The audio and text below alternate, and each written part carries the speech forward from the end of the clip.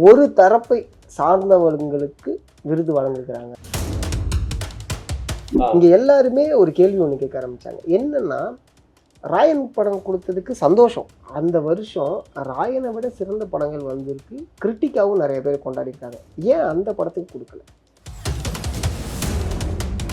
விஜய் சாரை வந்து நடிக்கிறதுக்காக எஸ்.ஏ. சந்திர சார் வந்து விஜய் சாரை அழைச்சிட்டு போயிட்டு என் பையனுக்கு வந்து இப்போ ஒரு கதை பண்ணுங்க, என் பையனை வச்சு படம் பண்ணுங்க அப்படின்னு பாரதியார் கேட்கும்போது, விஜய் வச்சு பண்ணுறதுக்கு எனக்கு செட் ஆகலை, மைண்ட் செட் ஆகலை, அது கதை பண்ண முடியல, நீ வேற யாராவது பாரு அப்படின்னு சொல்லி பாரதி ராஜா வந்து பல தடவை எஸ்.ஏ. சந்திரசேகரும் விஜய் சாரும் போனப்போ வந்து அவங்கள வந்து அனுப்பி வச்சிருக்கிறாரு, பண்ண முடியலன்னு. ஆனால் பாரதி ராஜாவுடைய அந்த இறப்புக்கு யாருமே கேட்காம விஜய் சார் முதலமைச்சராக வந்து உட்காந்து அவருக்கு வந்து அரசு மரியாதை பண்ணுறாரு. நான் இந்த வருஷம் இது நடந்துச்சு, போன வருஷம் நடந்துச்சு, முந்தின வருஷம் நடந்துச்சு நான் குறிப்பிட்டு வரல. ஒரு படம் வந்து இன்னொரு படத்தோட சாயல் இருக்குது, அதோட திரைக்கதை வடிவம் இருக்குது, அதில் சொல்லப்பட்ட கதைகள் இருக்குது அப்படின்னு சொன்னால், பொதுவாக ஒரு படம்னு சொன்னால் நிச்சயமாக அந்த படம் வந்து அந்த பட்டியலேருந்து தூக்கப்படும். தங்கலான் படத்துக்கு ஏன் கொடுக்கப்படலை? அதே மாதிரி வந்து பார்த்தீங்கன்னா மெய்யழகன் படத்துக்கு ஏன் கொடுக்கப்படலை? புஷ்பா படத்துக்கு ஆடை வடிவமைப்பு கொடுத்துருக்காங்க. புஷ்பா படத்தை விட தங்கலானில் ஆடைக்கான ரிசர்ச்னு ஒன்று இருக்குது, அதை ஏன் கன்சிடர் பண்ணல? இந்த படங்கள் கொண்டு போயிட்டு அந்த மேல் மட்டத்தில் வச்சு அது சிறந்த படம்னு அதுக்காக ஃபோக்கஸ் பண்ணிட்டு இருக்கும்போது, இது சிறந்த படம் டோட்டலாக கொடுக்கறதுக்கான ஒரு முயற்சிகள் இருக்கும்போது கீழே இருக்கிற விஷயங்கள் எல்லாமே முன்னாடியே முடிவு செஞ்சு பண்ணுறோம்.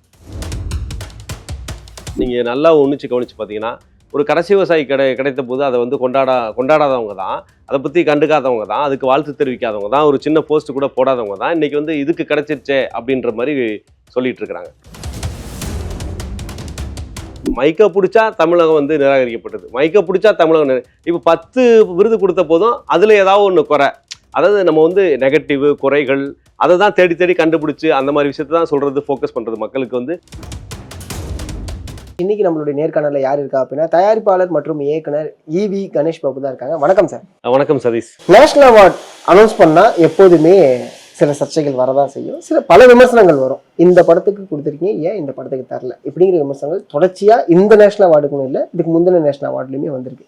ஆனால் இந்த நேஷனல் அவார்டில் ஜூரிஸ் டைரெக்டாக வந்து கமெண்ட் பண்ணுறதை நம்மளாடி பார்க்க முடிஞ்சிச்சு.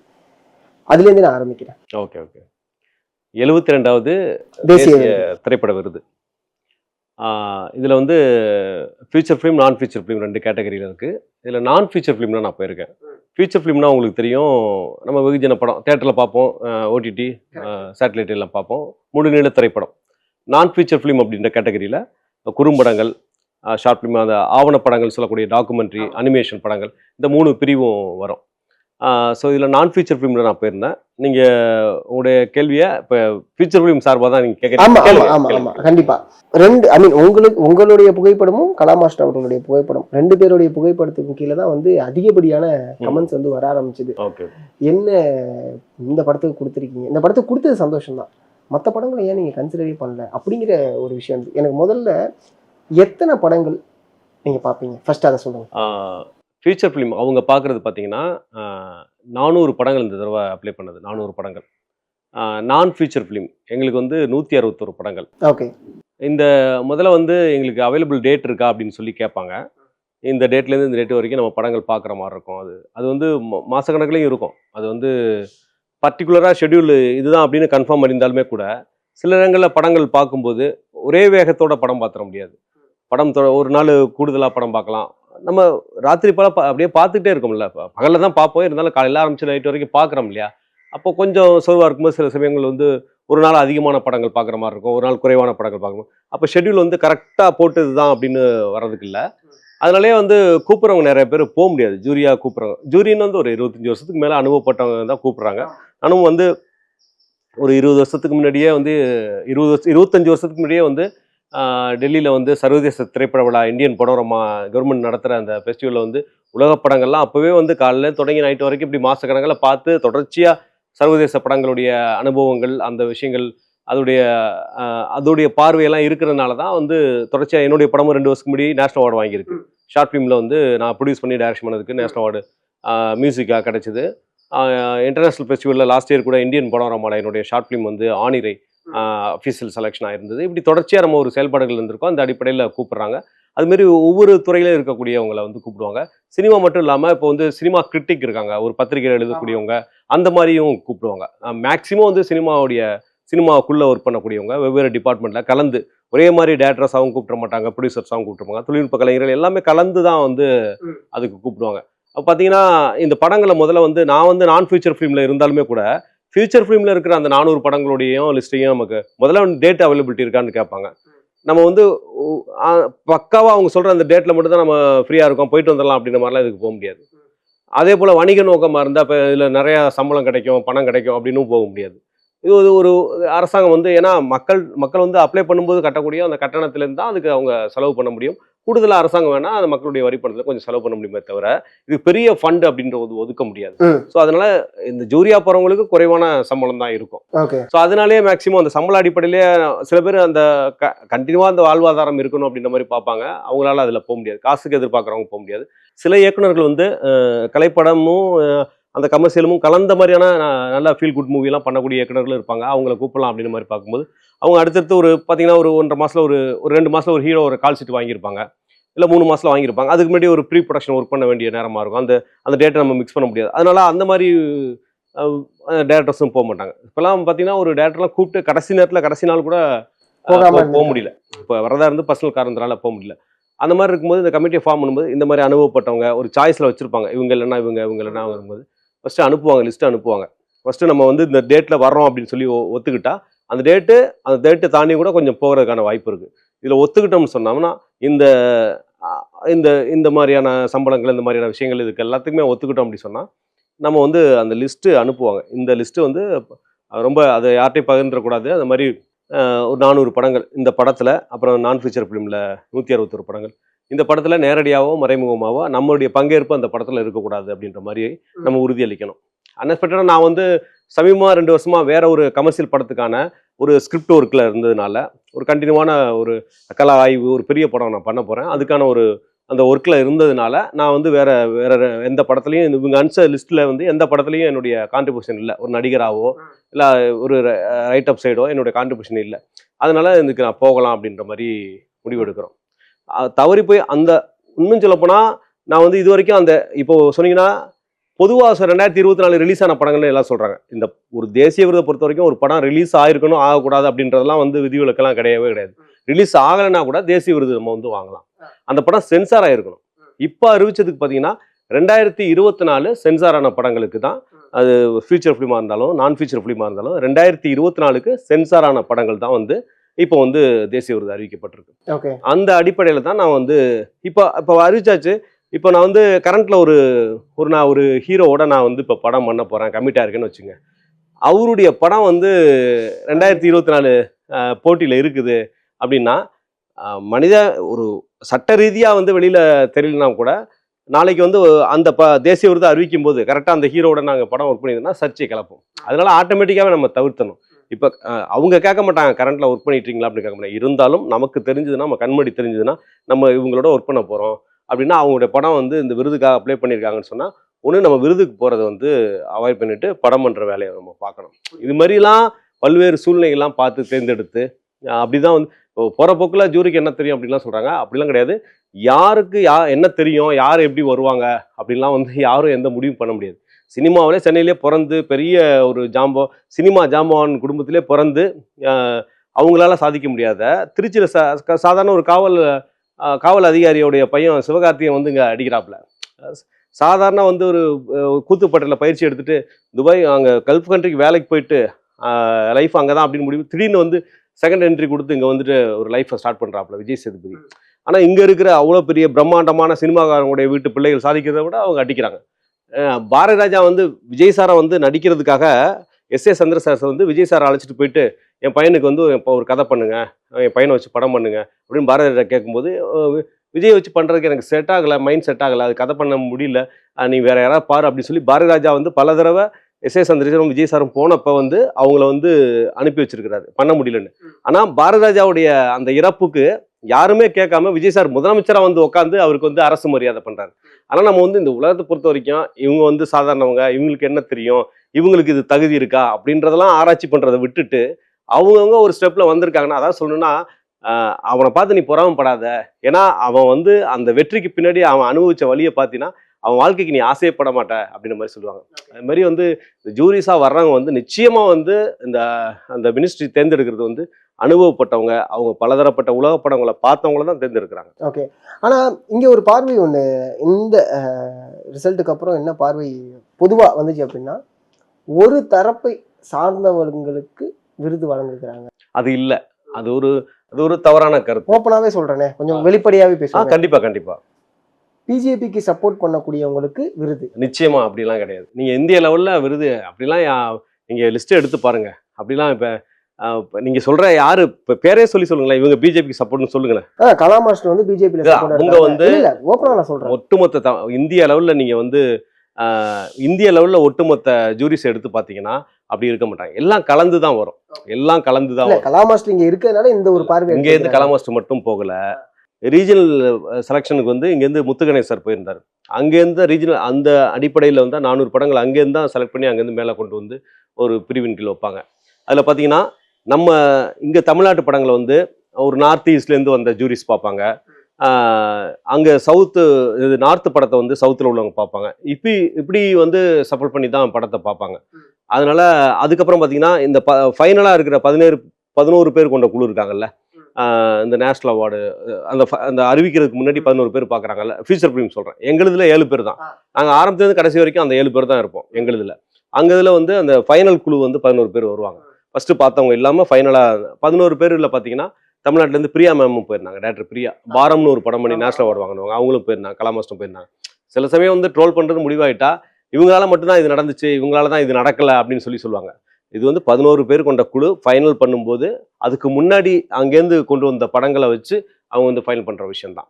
ராயன் படத்துக்கு வந்து விருது கொடுத்தது. இங்க எல்லாருமே ஒரு கேள்வி ஒண்ணு கேட்க ஆரம்பிச்சாங்க. என்னன்னா, ராயன் படம் கொடுத்ததுக்கு சந்தோஷம்.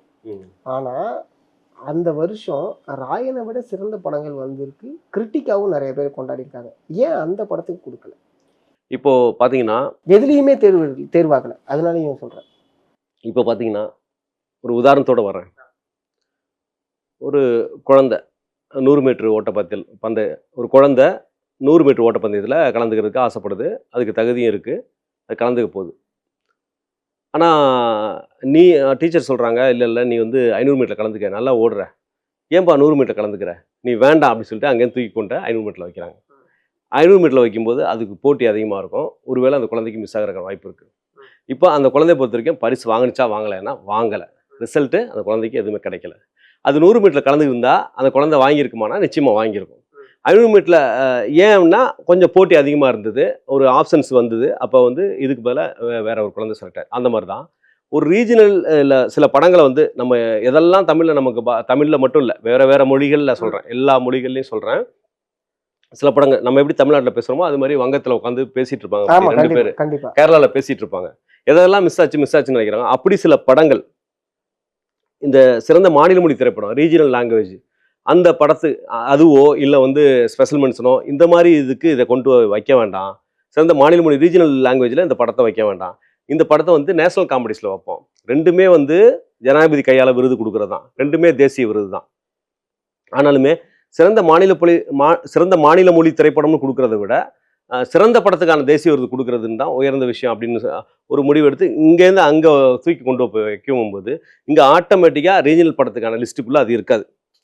அப்போ வந்து அது உயர்ந்தது தாழ்ந்தது அப்படிலாம் கிடையாது. இந்தியாவின் சிறந்த படம் பெஸ்ட் ஃபிலிம் அப்படின்னு ஒரு அந்த விருது பட்டியலில் இருக்கும்போது அங்கே காம்படிஷன் ஏற்படும் போது அன்எக்ஸ்பெக்டடாக பல படங்கள் மிஸ் ஆகி ஏதோ ஒன்று அப்படின்ற அடிப்படையில் தான் வரும். ஒன்று வந்து ஸ்பெஷல் மென்ஷனாவோ, ஒன்று வந்து பெஸ்ட் ஃபிலிமாவோ அப்படி வந்து நிற்கும். அந்த மாதிரி மூவ் ஆகும்போது அந்த மாதிரி போகிறதுக்கான ஒரு வாய்ப்புகள். ஏன்னா அப்புறம் இன்னொன்று வந்து முக்கியமாக பார்த்தீங்கன்னா, அப்புறம் சில படங்கள் நம்ம யோசிப்போம். நான் சொல்கிறது தமிழ், மலையாளம், தெலுங்கு, கன்னடம், வங்கம், மணிப்பூரி, ஹிந்தி இப்படின்றதுக்காக சொல்ல, சில படங்கள் வந்து இல்லைடா இந்த படம் வந்து கண்டிப்பாக கொடுத்த நம்ம நினச்சிட்டு இருப்போம். ஆனால் ஜூரிஸும் நினச்சிட்டு இருப்பாங்க. ஃபைனலாக ஒரு முடிவு எடுத்து அந்த ஃபைனல் முடிவு எடுக்கிற நேரத்தில் அந்த ஜூரிஸில் ஒருத்தர் வந்து நைட்டு 12 மணிக்கு தூக்கம் வராமல் ஏதோ நோண்டும் போது, ஏதோ உலக படங்கள் நோண்டும் போது கொரியன் படம் வரைக்கும் நம்ம பார்த்துருப்போம். அதை விட டீப்பாக இன்னும் ஒரு மைனராக இருக்கக்கூடிய ஒரு குறுகிய ஒரு நிலப்பரப்பில் பேசக்கூடிய ஒரு படைப்பை வந்து நம்ம பார்த்துருக்க மாட்டோம். அப்படி யதார்த்தமாக ஒருத்தர் ஒரு விஷயம் கண்ணில் படும்போது நம்ம பயங்கரமா கொண்டாடிக்கிற ஒரு படம் பார்த்தா ஐயோ அதுல இருந்து அதை எடுத்திருக்கலாம் அப்படின்ற மாதிரி இருந்ததுனாலும் அது தூக்கப்படும். ஓகே, அப்படிலாம் நிகழ்ந்துருக்குது. கண்டிப்பா இதுக்கு நான் ஒரு வகையில நான் கேட்டுக்கிறேன். மகாராஜா படம் வெளிவரும்போது அது வந்து ஓல்டு பாயோடைய லைட்டான ஒரு சாயல் இல்ல இருக்கு. நான் எந்த படத்தை குறிப்பிட்டு சொல்லல. இல்ல நான் இது ஓப்பனாவே சொல்றேன். நீங்க ஸ்ட்ரைட்டா ஒரு படத்துக்கு வர்றீங்க. நான் இந்த வருஷம் இது நடந்துச்சு, போன வருஷம் நடந்துச்சு, முந்தின வருஷம் நடந்துச்சு நான் குறிப்பிட்டு வரல. ஒரு படம் வந்து இன்னொரு படத்தோட சாயல் இருக்கு, அதோட திரைக்கதை வடிவம் இருக்குது, அதுல சொல்லப்பட்ட கதைகள் இருக்கு அப்படின்னு சொன்னா பொதுவா ஒரு படம்னு சொன்னா நிச்சயமா அந்த படம் வந்து அந்த பட்டியல இருந்து தூக்கப்படும். ஓகே ஓகே, அப்பனா இதுல பட்டியலில் இடம்பெற்ற படங்கள் எதுவுமே ஒரு படத்துடைய சாயல்ல இல்லாத படம் தான். இல்லாத படம் தான். ரைட்டுங்களா? ஸோ அதனால மிஸ் ஆனதெல்லாம் பட்டியல இடம் பிடிச்சான்னு கேட்காதீங்க. அதாவது அது ரீஜன்ல இருந்து மேல வந்து அது தேசிய அது சிறந்த படமா கொடுக்கறான்னு வச்சிருந்ததுல கூட காம்படிஷன் ஏற்பட்டு கூட அது எனக்கு நல்லா. அதுக்கப்புறம் சில பேர் மஞ்சுமல் பாய்ஸ் அது மாதிரிலாம் கேட்பீங்க. இல்ல நான் மஞ்சுமல் பாய்ஸ் நான் கேட்கல. இங்க அதிகமா என்னென்ன படத்துடைய பேர் அடிபட்டுச்சு அப்படிங்கறத நம்ம எடுத்துக்கலாம். ஆமா, அந்த படங்கள்லாம் வந்து ஃபைனல்ல இருந்து சிறந்த படம்னு தேசிய விருதுக்காக பரிந்துரைக்கப்படல அப்படின்னு நம்ம உறுதியா சொல்லிட முடியாது இல்லையா? ஏன்னா நான் என்னுடைய சீட்ல உட்காந்துட்டு இந்த படம் ஃபைனல்ல இருந்தது ஃபைனல்ல போச்சு அப்படின்னு நான் ஒரு படத்தை குறிப்பிட்டேன்னா அந்த டைரக்டர் வாழ்க்கை முழுக்க என் படம் ஃபைனல் வரைக்கும் இருந்துச்சு அப்படின்ற மாதிரி ஒரு பேட்டி கொடுப்பாங்க. ஏன்னா நானே அது மாதிரி கொடுத்துருக்கிறேன். நானே என்னுடைய அதனால அதுக்கப்புறம் வந்து ஜூரிஸ் யாரும் இது ஃபைனல் வரைக்கும் வந்துச்சு அப்படின்லாம் யாரும் எங்கேயுமே வெளியே சொல்றது இல்லை. ஏன்னா அது வந்து ஒரு தவறான என் படம் அது வரைக்கும் வந்துச்சு, கடைசி நிமிஷத்துல மிஸ் ஆயிடுச்சு அப்படின்ற மாதிரி அது ஒரு இதா சொல்லிட்டு இருக்க கூடாதுன்றதுனால சொல்றது இல்லை. அது மாதிரி பலரும் இந்தியாவில் இந்த படம் வந்திருக்கலாம்னு சொல்லப்படுற பல படங்கள் வந்து அந்த ஃபைனல் லிஸ்ட்ல இருந்து ஃபைனல்ல இதுதான் அப்படின்னு சாய்ஸ் வரும்போது மிஸ் ஆகிறதுக்கான வாய்ப்பு. ஓகே, ஏன்னா இப்ப தங்கலான் படமா இருக்கட்டும், அடுத்து வந்து பாத்தீங்கன்னா மெய்யழகன் படத்துக்கு ஒரு விருது கொடுத்துருக்கீங்க. மெய்யழகன் படத்துக்கு ஏன் சிறந்த திரைப்படம் விருது தரல அப்படிங்கிற ஒரு பார்வையை வந்து அவங்க பேட்டி கொடுத்துட்டு சொல்றேன். நீங்கள் கேட்டுக்கொண்டிருப்பது அப்படின்ற மாதிரி நான் வந்து நான் ஃபியூச்சர் ஃபிலிமோட ஜூரி தான். இல்ல கண்டிப்பா அதுல மாற்று நீங்க கொடுத்துருக்கீங்கன்னு சொன்னீங்கல்ல. ஓகே, இல்ல கொடுத்துருக்காங்கன்னு சொல்லுவோமா, இனிமே இப்படி போயிடுவோம். ஓகே, ஆமா, தங்கலான் படத்துக்கு ஏன் கொடுக்கப்படல? அதே மாதிரி வந்து பாத்தீங்கன்னா மெய்யழகன் படத்துக்கு ஏன் கொடுக்கப்படல? தங்கலான் படம் ஏன் எந்த ஒரு கிரைட்டீரியாலுமே அந்த படம் வந்து சிறந்த படமா தெரியலையா? உதாரணத்துக்கு அவங்க சொல்லக்கூடிய எடுத்துக்காட்டுகளை நான் முன்னெடுத்து வைக்கிறேன். புஷ்பா படத்துக்கு ஆடை வடிவமைப்புக்கு கொடுத்துருக்காங்க. அதே சமயம் புஷ்பா படத்தை விட தங்கலான்ல ஆடைக்கான ரிசர்ச்னு ஒன்று இருக்கு, அதை ஏன் கன்சிடர் பண்ணல? இந்த கேள்வி முன்னெடுத்து வைக்கிறாங்க. அதே சமயம் மேக்கப்புக்கும் வச்சாங்க. இன்னொரு விஷயம்னா மெய்யழகன் படத்துக்கு இந்த அளவுக்கு ஒரு உளவியலா வாழ்வியலை காட்டக்கூடிய ஒரு படம் ஏன் சிறந்த படமா எடுக்கல? இதுக்குள்ள இன்னொரு கேள்வி இருக்கு. ஃபர்ஸ்ட் நான் இதை முடிச்சிடுறேன். இதுக்கான பதிலும் முன்னாடி நான் சொல்லிட்டேன். அந்த பதிலோட தொடர்ச்சியா தான் போய் சொல்றேன். இந்த படங்களை கொண்டு போயிட்டு அந்த மேல் மட்டத்தில் வச்சு அது சிறந்த படம்னு அதுக்காக ஃபோக்கஸ் பண்ணிட்டு இருக்கும்போது, இது சிறந்த படம் டோட்டலாக கொடுக்கறதுக்கான ஒரு முயற்சிகள் இருக்கும்போது கீழே இருக்கிற விஷயங்கள் எல்லாமே முன்னாடியே முடிவு செஞ்சு பண்றோம். அந்த ரீஜனல் மட்டும் இல்லை, காஸ்டியூமுக்கு மற்ற டெக்னீஷியன்ஸுக்கு எல்லாமே முடிவு செய்யப்பட்டுரும். இது வந்து இந்த படம் அடிச்சு வந்துடும் அப்படின்ற மாதிரியான அங்கே ஃபைனலில் இருக்கும்போது அந்த படத்து மேலே ஃபோக்கஸ் வந்து பெஸ்ட் ஃபிலிம் அப்படின்றதுக்கான ஒரு விஷயங்கள் அங்கே நடந்துக்கிட்டே இருக்கும்போது அந்த படத்தில் வேற ஒரு சின்ன அவார்டு கொடுக்கலாமா வேணாமா அப்படின்றதுல வந்து அது மேலே பெருசாக கவனம் பண்ண, அதையும் மீறி ஃபைனலாக வந்து ஏங்க அந்த படத்தை விட்டுறவே கூடாதுங்க, அந்த படத்துக்கு ஏதாவது ஒன்று கொடுக்கணுங்க அப்படின்றது வர்றது உண்டு. ஆனால் இவங்க நிறைய படங்களை காலிலேருந்து இரவு வரைக்கும் கண்டினியூவாக பார்த்துட்டே இருப்பாங்க. வீட்டோட ஃபோன் அட்டன் பண்ணி போட்டாங்க, இப்போ தாயிட்ட பேசியிருக்க மாட்டாங்க, பிள்ளைகிட்ட பேசியிருக்க மாட்டாங்க, மனைவிட்ட பேசியிருக்க மாட்டாங்க, கண்டினியூவாக அதிலே தான் இருப்பாங்க. கிட்டத்தட்ட போன வருஷம் வந்ததில்லை அந்த ஒரு நம்ம எப்படி அதுலேயே இருக்கிறதுனால ஃபுல்லாக அதுலேயே ஃபோக்கஸாக இருக்கிறதுனால அவங்க வந்து ஒரு நல்ல படத்துக்கு ஒரு நல்ல விஷயம் நடந்துராதா அப்படின்றதுலே கவனமாக இருப்பாங்க. இது சிறந்த படமாக இந்திய அளவில் அறிவிக்கப்படுறதுக்கு என்னவோ அதுக்காக ஒவ்வொருத்தரும் மாறி மாறி பேசிகிட்டே இருப்பாங்க. அதில் எது மெஜாரிட்டி எல்லாரும் சேர்ந்து எப்படி எது முடிவு பண்ணுறாங்க அப்படின்றது இருக்கும். அப்போ வந்து அந்த விருது அறிவிக்கிறதுக்கான ஃபோக்கஸ் இருக்கும்போது கீழே வந்து வேற டெக்னீஷியனுக்கு விருது, போக்குவரத்து இந்த மாதிரி விஷயங்களில் வந்து ஃபோக்கஸ் மிஸ் ஆகும். அது மாதிரியான விஷயங்கள் ஃபோக்கஸ் மிஸ் ஆகும் அப்படின்றத தாண்டி வந்து அவன் ஒரு இதை எல்லாத்தையும் சேர்ந்த ஒரு சிறந்த படமா கொடுத்துடலாம் அப்படின்ற மாதிரியான ஒரு விஷயங்களை வச்சுட்டு இருக்கும்போது கீழே உள்ள விஷயத்தை யோசிக்க மாட்டாங்க. இப்போ ஒரே படத்துக்கு 2-3 விருதுகள் வாங்குறது இல்லை, அது இப்பன்னு இல்லை, அது எல்லா காலகட்டத்திலையும் இருந்திருக்கு. இல்ல அந்த கிரைட்டீரியா தான் கேட்குறேன். அப்படி பார்த்தா இப்போ நீங்க சொன்னதுனால நான் கேட்குறேன், சிறந்த திரைப்படம் இல்லை அது வந்து இப்போ தமிழில் வந்து இப்போ சில படத்துக்குலாம் 4 விருது 5 விருதுலாம் தமிழ்நாட்டிலே கிடைச்சிருக்கு, வேற சில வருடங்கள்லாம் கிடைச்சிருக்குது. இல்லை இந்த தடவையே கிடைச்சிருக்குல்ல, அமரனுக்கு கிடைச்சிருக்குன்னு நினைக்கிறேன். ஆமா, 4 விருது 5 விருதெல்லாம் கிடைச்சிருக்கு. 4 விருது 5 விருதெல்லாம் கிடைச்சிருக்கு, பல சமயங்களும் கிடைச்சிருக்கு. இப்போ சொல்லப்போனா அந்த மாதிரி இல்லாம ஓரளவுக்காக பிரிஞ்சு இப்போ 10 விருதா வந்திருக்கு, நான் ஃபீச்சர் ஃபிலிம் சேர்ந்து ஒரு 10 விருதா வந்திருக்கு அப்படின்னு தமிழுக்கு கிடைச்சிருக்குன்னு சந்தோஷப்படணும். அப்புறம் நம்ம வந்து நிறைய நேரங்களில் வந்து பார்த்தீங்கன்னா நீங்கள் நல்லா கவனிச்சு பார்த்தீங்கன்னா ஒரு கடைசி விவசாயி கிடைத்த போது அதை வந்து கொண்டாடாதவங்க தான் அதை பற்றி கண்டுக்காதவங்க தான், அதுக்கு வாழ்த்து தெரிவிக்காதவங்க தான், ஒரு சின்ன போஸ்ட் கூட போடாதவங்க தான் இன்னைக்கு வந்து இதுக்கு கிடைச்சிருச்சே அப்படின்ற மாதிரி சொல்லிட்டு இருக்கிறாங்க. ஒரு ஒரு நல்ல படத்து கிடைச்ச போதெல்லாம் கொண்டாடாதில்ல. இப்போ எப்பயுமே நெகட்டிவ் விஷயங்கள்ல ஒரு ஒரு ஒரு ஒரு பரபரப்பாக இருக்கிறது மேலே தான் கவனம் செலுத்தணும். ஒரு 4 பேர் சொல்லிட்டாங்கன்னா அது 400 பேர் 4,00,000 பேராக மாற்றி ஒரே விஷயத்த வந்து நம்ம திரும்ப திரும்ப சொல்லணும்னு ஒரே விஷயம் தான் இங்கே சொல்லப்படுது. அது வந்து இன்னமும் சொல்லப்போனால் அடிப்படையில் கீழேருந்து பல பேருக்கு பிடிச்சு போய் அப்படி செலக்ட் ஆகி வரும்போது சில பேருக்கு வந்து ஒரே ஆட்களுக்கு வந்து 2 விதமாக நிறைய உதாரணங்கள் இருக்குது. இப்போ நமக்கு வந்து இவருக்கே வந்து அகத்தியன் சாருக்கெல்லாம் இப்போ வந்து ஒரே படத்துக்கு 2 விருதெல்லாம் கிடச்சிச்சு. அவரு திரைக்கதை கிடச்சிது, டைரக்ஷன் கிடச்சிது, அந்த மாதிரிலாம் கிடச்சிது. நிறைய இந்தியா முழுக்க ஒரே படத்துக்கு ஒரே ஆளுக்கு 2 விருதெல்லாம் நிறைய பேருக்கு கிடச்சிருக்கு.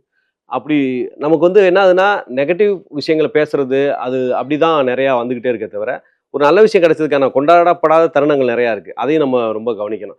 ஏன்னா 2 வருஷத்துக்கு முன்னாடி கடைசி விவசாயி கிடைச்ச போது பார்த்திபன் சார் அந்த சிங்கருக்காக ஒரு கிடைச்சிது. அவங்களும் சரி ஒரு வெளி மாநிலம், அவங்கள பெருசாக யாரும் கண்டுக்கல, தமிழ் படத்துக்கு தான் கிடச்சிருந்தது. ஆனால் வந்து படமாக கடைசி விவசாயி கிடச்சிருந்தது.